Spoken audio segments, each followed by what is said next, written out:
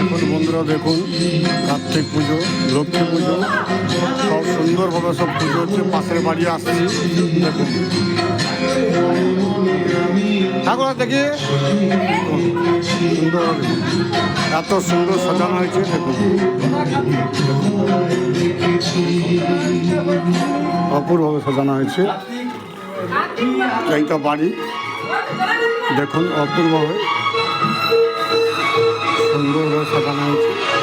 দেখুন দেখুন বন্ধুরা, দেখুন সব এই একটা রুম ভালোভাবে সাজানো আছে, সুন্দরভাবে অপূর্ব হয়েছে। আপনারা দোকান করতে আসছে সবাই,